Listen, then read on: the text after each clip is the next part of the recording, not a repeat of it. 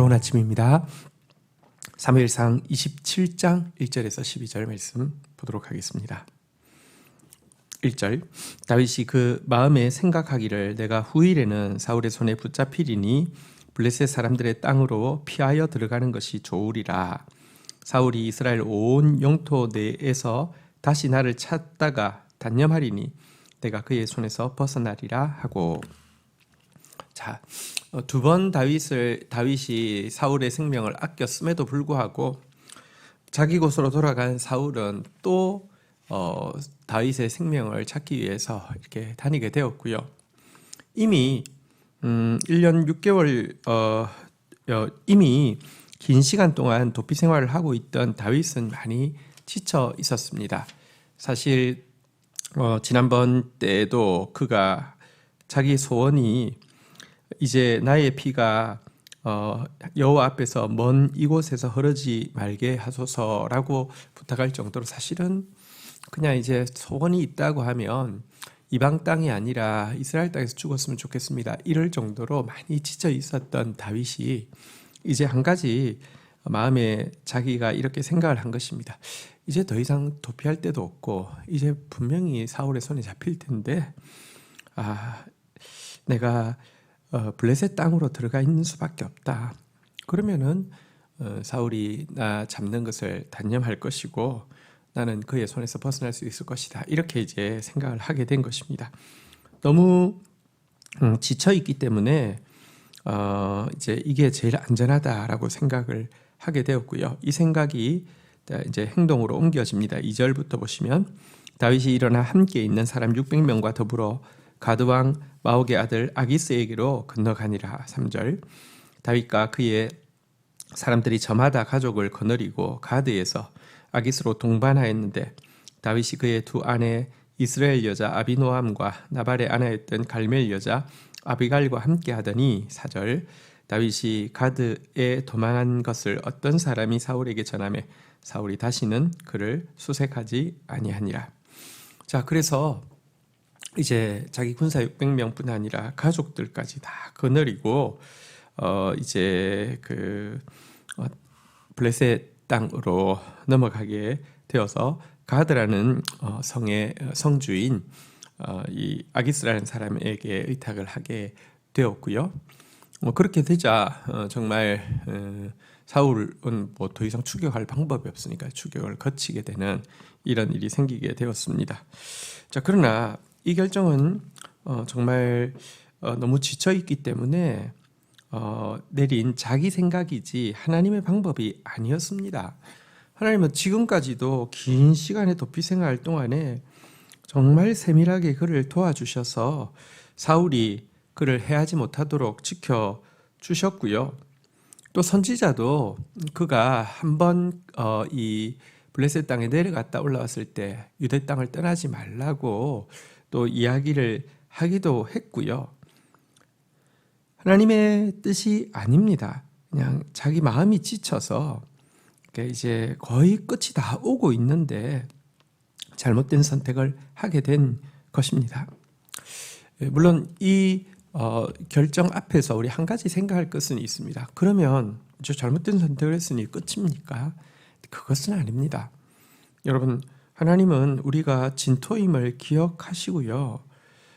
우리가 아무리 하나님이 택한 사람이라 하더라도 이렇게 어리석은 결정을 할 수 있다는 사실을 하나님이 더 잘 아십니다. 그래서 이 결정 가운데에도 은혜를 허락하여 주시는 분이 맞습니다.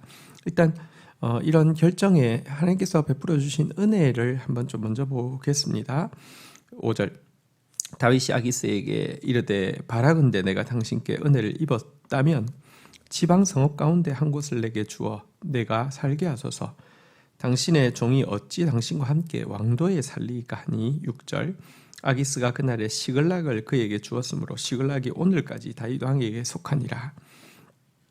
7절 다윗이 블레셋 사람 지방에 산 그 날수가 1년 4개월이었더라. 내려갔고 또 내려갔을 때에 만약에 이제 아기스와 함께 있다고 하면 그는 여러 가지 정말 위험한 일들에 노출되어질 것입니다. 특별히 이방 나라들은 이방 신을 숭배하고 있었는데요. 이방 왕에게 의탁한다는 것은 이제 이방 신을 숭배하러 가는 자리에도 함께 해야 되는 그런 불가피한 그 일들이 있었을 테인데요. 그가 이제 지방 성읍 한 곳을 달라고 하자 또 유대랑 아주 가까운 시글락을 또 왕은 배정을 해 두었고요. 그래서 1년 4개월 동안 있으면서도 신앙적으로 또 특별히 지금 이제 이후에 밑에 보면 나오는데요. 그가 하는 행동에 있어서도 제약을 받지 않게 해 주셨습니다. 하나님은 이렇게 그런 상황 가운데에서도 우상 숭배의 위험을 벗어나고 또 신앙을 지킬 수 있도록 하나님께서 도와주신 것을 알게 됩니다. 그렇지만 그래서 내가 연약해서 결정하면 잘못된 결정을 하면 하나님이 봐주시구나, 또 그것은 아닙니다. 잘못된 결정에는 또 정말 그렇지 않았을 때를 생각하면 수많은 기회 비용을 놓치는 것이고요.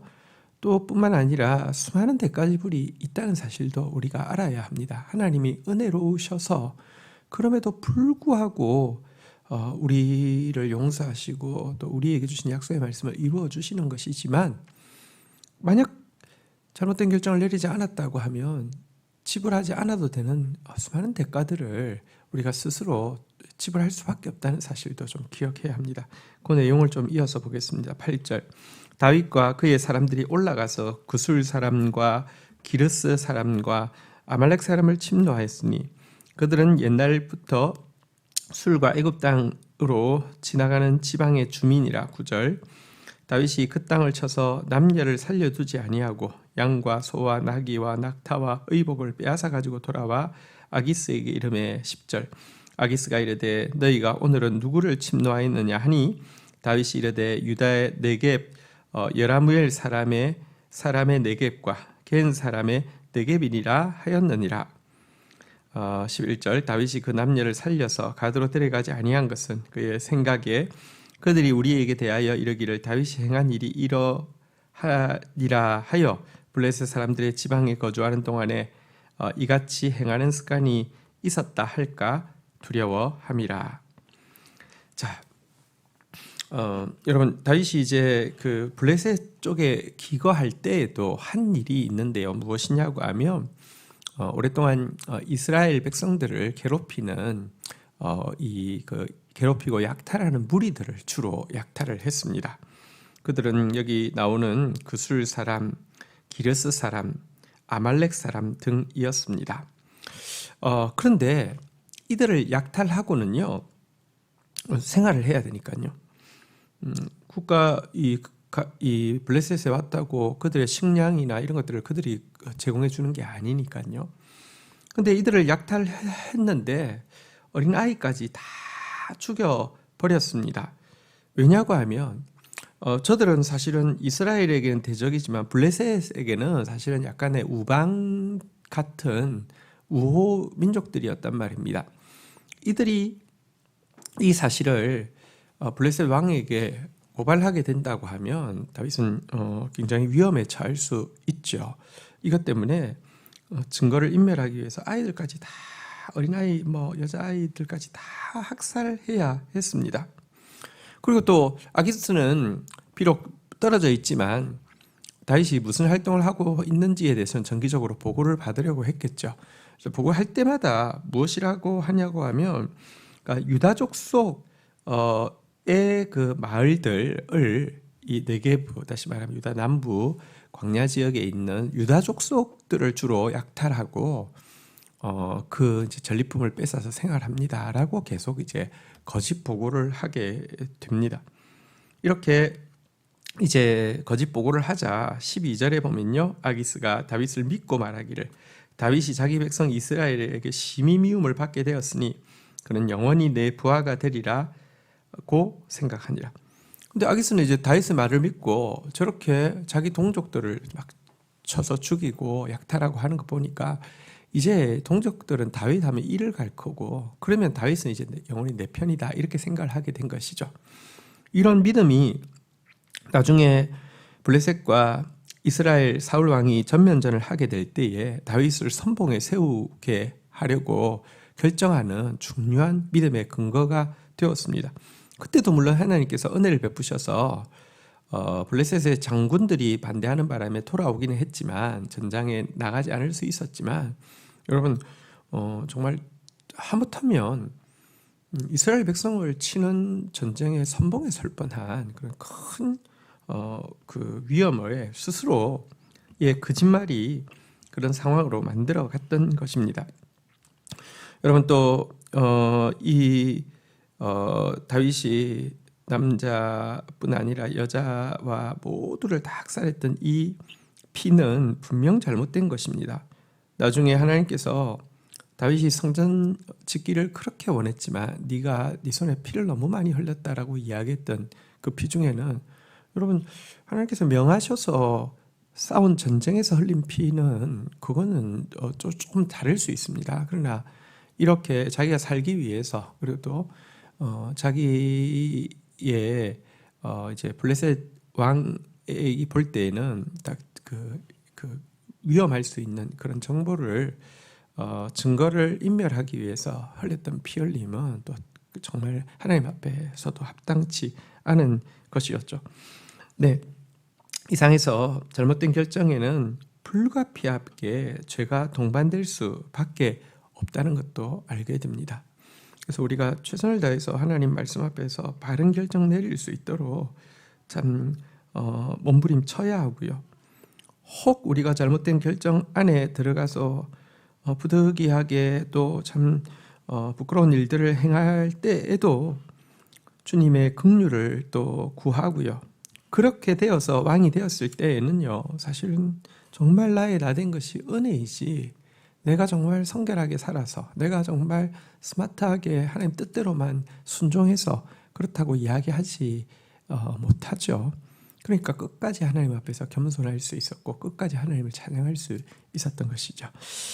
어쨌든 다윗의 오늘의 이 걸음의 실패와 또 그 가운데서 또 하나님께서 행하신 또 긍휼, 이 모든 것들 오늘 하루 묵상하면서 어떻게든지 바르게 결정하는 사람, 또 어떻게든지 어떤 상황이든지 주님의 은혜 앞에서 겸손하고 감사하는 사람 되기를 주의 이름으로 축복합니다. 주신 말씀 붙잡고 제가 기도하며 나가도록 하겠습니다. 하나님 감사합니다. 다윗이 너무 지쳐서 막판에 참 좋지 못한 결정을 하나님의 생각이 아니라 자기 생각으로 내리고 있는 모습을 보게 됩니다. 누구도 자신의 정말 현명함과 자신의 신앙적인 의지로 끝까지 바르게 설 수 없다는 사실을 본문을 통해서 분명히 보게 됩니다. 그래서 주님의 은혜가 필요합니다. 또 그럼에도 불구하고 그를 지켜주신 주님의 은혜를 바라보고 또 안심도 됩니다.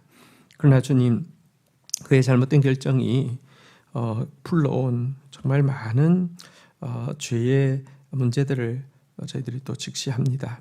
하나님, 잘못된 자리에 들어서는 것부터 하지 않도록 저희들을 지켜주시기를 간절히 간구하고 소원합니다. 이러나 저러나 주님의 은혜가 없이는 저는 결코 설 수 없는 존재입니다. 오늘도 주님의 은혜를 구합니다. 주님, 저희를 불쌍히 여겨 주옵소서. 예수 그리스도의 이름으로 기도 올립니다. 아멘.